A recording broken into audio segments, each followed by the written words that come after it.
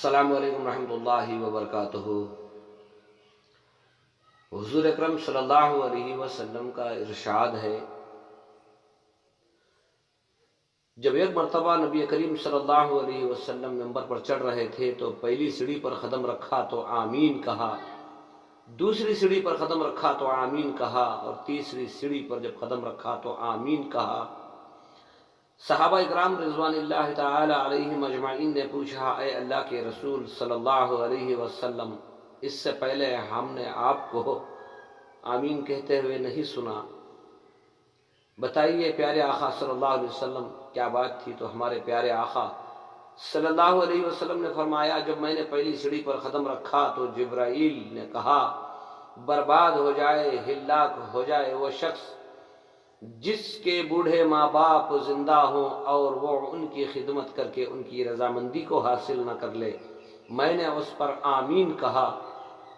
دوسری مرتبہ جب میں نے سیڑھی پر قدم رکھا تو جبرائیل علیہ السلام نے کہا، برباد ہو جائے، ہلاک ہو جائے وہ شخص جس کی زندگی میں رمضان المبارک کا مہینہ آئے اور وہ اس کی قدردانی نہ کرے، رمضان المبارک کو نہ پہچانے، اس کا حق نہ ادا کرے۔ میں نے اس پر آمین کہا۔ تیسری سیڑھی پر جب میں نے قدم رکھا تو جبرائیل علیہ السلام نے کہا، برباد ہو جائے، ہلاک ہو جائے وہ شخص جس کے سامنے اے اللہ کے حبیب آپ کا نام لیں اور وہ درود نہ پڑے۔ تو میں نے اس پر آمین کہا۔ تو میرے بھائیوں، رمضان کا مہینہ اب ہماری زندگی میں داخل ہونے والا ہے۔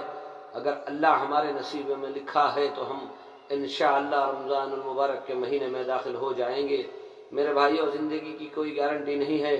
پچھلے رمضان میں رہنے والے اب اس رمضان میں نہیں ہیں، وہ انتقال کر کے دنیا سے جا چکے ہیں۔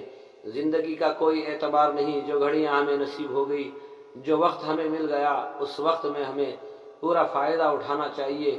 تو میرے بھائیوں، رمضان کے مہینے میں داخل ہونے سے پہلے میری یہ گزارش ہے کہ زیادہ سے زیادہ توبہ کریں، استغفار کریں، پچھلی زندگی پر اللہ کی بارگاہ میں توبہ کریں۔ جو کمی ہم سے ہوئی، جو عبادتیں ہم سے چھوٹی، جو کچھ بھی ہوا، یا اللہ پچھلی زندگی کی کمی کوتاہیوں کو درگزر فرما۔ یا اللہ رمضان المبارک کا مہینہ ہمیں نصیب فرما، اور رمضان کے مہینے کی رحمتیں، برکتیں، مغفرتیں اے اللہ ہماری جھولی میں بھی ڈال دے۔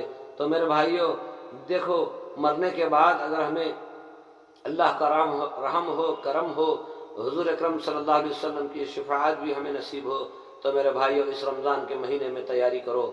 کپڑوں کی تیاری سے زیادہ بہتر ہے کہ اپنی زندگی کی کمی کوتاہیوں پر توبہ کرو۔ گھروں کی صفائی پاکی سے زیادہ ضروری ہے کہ میرے بھائیوں گھروں کے اندر تلاوت کا نظام بنائیں، گھروں کے اندر نمازوں کا نظام بنائیں، گھروں کے اندر عورتوں کو نماز کی تاکید کریں، تسبیحات کریں، تلاوت کریں، ذکر کریں۔ میرے بھائیوں جتنا ہو سکتا ہے اس رمضان کے مہینے کو ہماری زندگی اور آخرت کی کامیابی کا ذریعہ بنانے کی کوشش کریں۔ تو میرے بھائیوں، ہم نے بہت سارے رمضان گزارے ہیں لیکن ہماری زندگی نہیں بدلی۔ یہ رمضان ہماری زندگیوں کو بدل دے، ہماری آخرت کو سنوار دے۔ میرے بھائیوں، عبادتوں سے زیادہ دعاؤں سے ہم اپنی دنیا اور آخرت کو سجا و سنوار سکتے ہیں۔ رمضان کا مہینہ داخل ہونے سے پہلے کچھ دعائیں سیکھ لیں، کچھ دعائیں کر لیں۔ اللہ بڑی رحمت رکھنے والا ہے، اللہ کے پاس بڑے خزائن ہیں، اللہ بڑا رحم و کرم کرنے والا ہے۔ تو میرے بھائیوں دعا کرو کہ اللہ تعالی ہمیں رمضان المبارک کے مہینے کی رحمتیں، برکتیں، مغفرتیں نصیب فرمائے، اور رمضان کے مہینے کا صحیح حق ادا کرنے کی توفیق عطا فرمائے۔